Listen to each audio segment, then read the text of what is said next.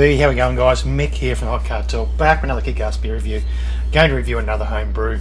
This one is a Belgian pale ale using Belgian triple yeast from Mangrove Jacks.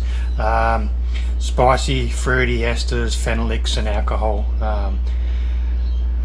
Descriptors going on with this particular yeast. I'm using this M31 from Mangrove Jacks purely because I do have a quite a few packets in there. Normally $6 because it was out of date. We're talking January 23, substantially out of date when I found it in the fridge at the at my go-to home brew shop. I picked it up for $2 a packet, so I grabbed what was left in the fridge. So had quite a few packets and decided to use it in an Aussie style pale ale called the Foster Pale Ale. This Foster Pale Ale recipe comes from Wicked Elf of all places. It's just about ready to shut down. They've called it quits. And Daniel Footloose Law has reached out to those guys to pick up some of their core range recipes. I do have the recipe for their Mad Abbott Christmas Ale, their quadruple Christmas Ale, which I picked up a couple of years ago.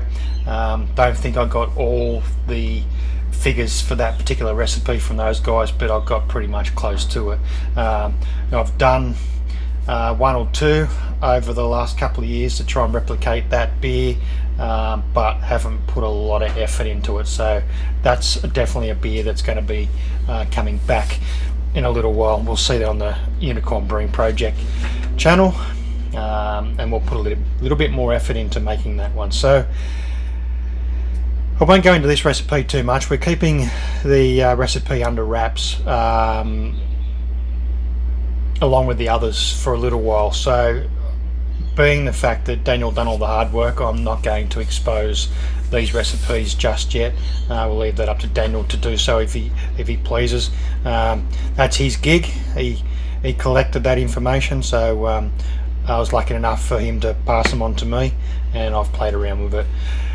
The thing with this particular beer, with the use of a Aussie pale ale recipe and the Belgian triple yeast and the hop bill for this particular beer, I don't think it really balanced that well, but I've done it anyway, purely because I did have all those grains and those hops on hand and that yeast to play around with. Just going to go immediate this one. It is a sort of up there. It's a pretty punchy sort of beer, this one. I did scale the recipe up from 4.52 to around about 6%, just purely to get that decent amount of malt and other stuff into that beer. Left the hop schedule the same, but up the grain bill more in line with the use of that yeast. So we did end up with the Foster. I think we ended up with the Fastidious Bastard, the Easy Bastard, which is the lower alcohol version of the Fastidious Bastard, the Kolsch Porter, another pale ale that they got there,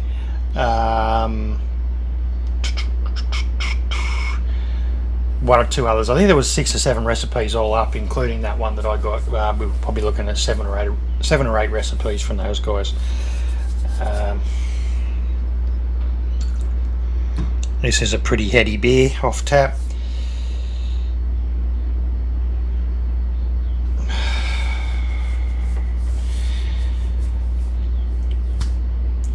This did come through as they were using XML spreadsheets for their recipes, so it had to be scaled. So when they sent through the files originally, I think that's what they call the files. When they sent them through originally, they weren't able to be converted to PDF or a simple form to be used in the apps like Grainfather, Brewfather, Brewer's Friend, those sorts of apps. So we had to, they had to go back to them and try and get the files sent through so that we could convert them. When entering them into the Grainfather app, it asks you if you want to convert the recipes. There was a few issues with some of the ingredients in these recipes, particularly the yeast. It converted it to mils, so then we had to convert it from mils to grams, work out the grammage to packet sizes. Most of these recipes do use BRY 97, which is the American West Coast ale yeast, and try and convert everything back in that sense. The weights for the chemistry, water chemistry, that also didn't convert as well as what I wanted to, and then a few other things that aren't exactly in the profile for Grainfather. So it may be certain things like a Cooper's pale malt that they use in some of theirs. I'm giving away a little bit of the information here. Some of the Cooper's pale malt which aren't actually available through the Grainfather app, so you've actually got to put it in there and play around with the EBCs and get those right. But luckily, the information that you receive with Cooper's malts and other malts like that, they do give you the EBCs for something like a 21 to 30 litre batch, so it's easy to calculate all that if you get your head around it. Primary fermentation, secondary fermentation, and age conditioning. So there's a few things going on there with those recipes. So a 3-step fermentation, with age conditioning being anywhere up to 30 days for this particular pale ale. So here she is, Belgian pale ale. So it's a little bit on the darker side, a little bit cloudy. There is some clarity there. It's not the best light in here. Well, there you go, that's probably a better shot of it, showing the true colour of it on camera there. It's not bad for what it is. I think there's a slight unbalance between the yeast and the hops, and not allowing the malt to shine through as well on this particular beer. So in for a sniff. So on the nose you get those phenolics, you get the pear, so like a green pear that comes across. One of the ester profiles of the Belgian triple yeast can be pear and green apple. Not exactly desirable in some beers, more desirable in Belgian triples, or some sort of heavy big ABV Belgian beer. It's there on the aroma, so it's more of an ester thing going on there in the aroma. It is a big temperature range, tolerance, alcohol tolerance, up to 10% for that particular yeast. So it did actually chew through really quick and left a lot of esters within that in the aroma. Do pick up on the pale ale in the background, so that sort of thing you get from a pale ale, that's definitely there. You sort of just get your nose past those esters from that yeast, and you do sort of capture that along with those hops. So it's extremely sort of, it's phenolic, fruity, spicy esters up front, with that bouquet fruit salad type big hop sort of aromas. A little bit muddled, I find, but there's a lot going on there in the glass, so it's not exactly a balanced beer, but extremely drinkable. So we're going for a taste.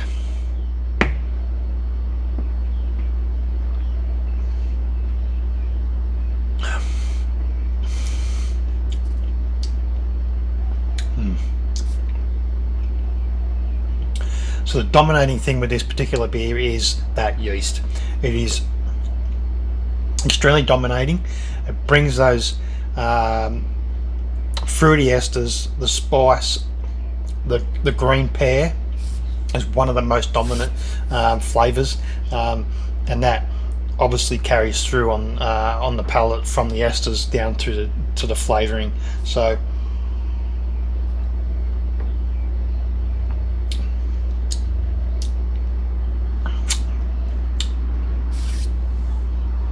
I think the beer would be more suited, if you're going to go down the path of using a Belgian yeast, would be to pick a Belgian yeast that's not so big on those esters and that dominant sort of Belgian thing going on with them. So just a basic Belgian yeast would probably go quite well.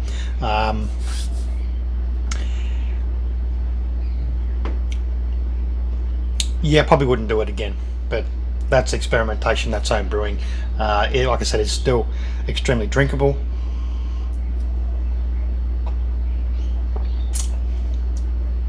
Someone like myself with an aged palate doesn't mind an unbalanced beer. Palate like mine and palate like most others who have been brewing for a long time and do drink a lot of variants of beers,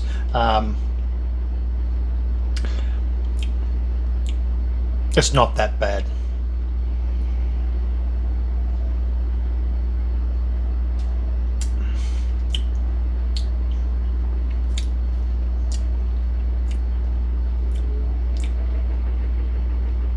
Definitely an in-between season beer. So starting to warm up now. We're just coming out of winter, heading into spring. We're getting the warmer days here in Newcastle, here in Australia, and not long now we'll have hops popping up out of the ground. I've done some extra work out there in the garden to try and increase the yield for this year. We do have a small batch barrel blending brewery interested in purchasing hops. I've just got to get between 3 to 5 kilos wet to at least land my hops in one of their beers. Cheers.